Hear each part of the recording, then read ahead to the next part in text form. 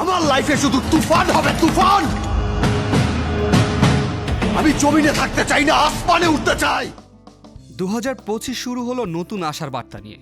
বিগত বছরের হতাশার গল্পগুলোকে বিদায় জানিয়ে নতুন বছরে এক ঝাঁক নতুন সিনেমা নিয়ে মুখরিত হতে চলছে দেশের ছবি অঙ্গন। গত বছর হতাশার কালো ছায়া ছড়িয়েছিল দেশের চলচ্চিত্র জগতে। হাতে গোনা কিছু সাফল্য ছাড়া বাকিটা যেন ছিল শূন্যতার গল্প। এবার সেই খরা কাটাতে আগামী সিনেমাগুলো বয়ে আনতে পারে নতুন সম্ভাবনা। চলুন দেখে নেওয়া যাক এমন 10টি আলোচিত সিনেমার তালিকা, যা নতুন বছরে আলো ছড়াতে পারে। বরবাদ। 2025 সালে ঈদ উল ফিতরে মুক্তি পেতে যাচ্ছে শাকিব খান ও ইথিকা পল অভিনীত বরবাদ। আমার লাইফে শুধু তুফান হবে, তুফান। আমি জমিনে থাকতে চাই না, আসমানে উঠতে চাই। এ সিনেমায় টলিউড তারকা যিশু সেন গুপ্ত ও নুসরাত জাহান অভিনয় করেছেন চমক হিসাবে। তরুণ নির্মাতা মেহেদী হাসান হৃদয়ের পরিচালনায় এটি দর্শকদের জন্য বিশেষ উপহার হতে পারে। নীলচক্র। ক্রাইম ঘরানা সিনেমা নীলচক্রতে জুটি বেঁধেছেন আরেফিন শুভ ও মন্দিরা চক্রবর্তী। সঙ্গীতশিল্পী বালাম প্রথমবারের মতো চলচ্চিত্রে অভিনয় করেছেন। মিঠু খানের পরিচালনায় এতে আরও আছেন ফজলুর রহমান বাবু, দীপান্বিতা মার্টিন সহ অনেকেই। পিনিক। অ্যাকশন, সাসপেন্স ও থ্রিলারধর্মী পিনিকে চিত্রনায়িকা শবনম বুবলি খল চরিত্রে অভিনয় করছেন। তার বিপরীতে আছেন আদর আজাদ। জাহিদ জুয়েলের পরিচালনায় সিনেমাটি উত্তেজনা ও রোমাঞ্চে ভরপুর হতে চলেছে।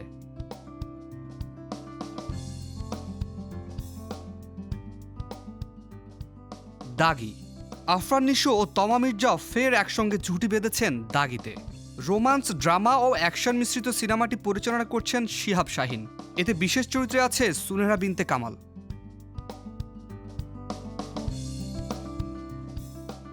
সাবা।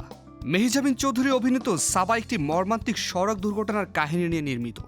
মাকসুদ হোসেনের পরিচালনায় সিনেমাটি বছরের শুরুর দিকেই মুক্তি পাবে বলে আশা করা হচ্ছে। মধ্যবিত্ত শ্রেণীর জীবন সংগ্রামের গল্প নিয়ে নির্মিত মধ্যবিত্ত। এতে অভিনয় করেছেন প্রয়াত মাসুম আজিজ, ওমর মালিক ও এরিনা শাম্মী। তানভীর হাসানের পরিচালনায় সিনেমাটি 3 জানুয়ারি মুক্তি পাবে। ঘুমপড়ি। ভালোবাসার গল্পে জুটি বাঁধছেন প্রীতম হাসান ও তানজিন তিশা। তরুণ নির্মাতা জাহিদ প্রীতমের ঘুমপড়ি চরকিতে ভালোবাসা দিবসে মুক্তি পাবে। How sweet. নাচে গানে ভরপুর রোমান্টিক কমেডি হাউ সুইটে অভিনয় করেছেন জিয়াউল ফারুক অপূর্ব ও তাসনিয়া ফারিন। কাজল আরফিন অমির পরিচালনায় সিনেমাটি বঙ্গতে মুক্তি পাবে। ঠিকানা বাংলাদেশ। 1971 সালের মুক্তিযুদ্ধে স্বাধীন বাংলা ফুটবল দলের বীরত্বগাথা তুলে ধরা হয়েছে ঠিকানা বাংলাদেশে। আরেফিন শুভ ও নুসরাত ফারিহা অভিনীত সিনেমাটি পরিচালনা করেছেন অনম বিশ্বাস। রিক্সা গার্ল। অমিতাভ রেজার রিক্সা গার্ল ভারতীয় বংশোদ্ভূত লেখিকা মিতালি পার্কিন্সের বইয়ের গল্প অবলম্বনে নির্মিত। মুখ্য চরিত্রে অভিনয় করেছেন নভেরা রহমান। এর বাইরেও নতুন বছরে মুক্তি পাচ্ছে এশা মার্ডার, নূরের মতো সিনেমা। বছরের শুরু থেকে যেন সিনেমা প্রেমীদের জন্য প্রতীক্ষার পালা শুরু হলো। তাহলে নতুন বছর কি শোবিজে নতুন আলো দেখাবে?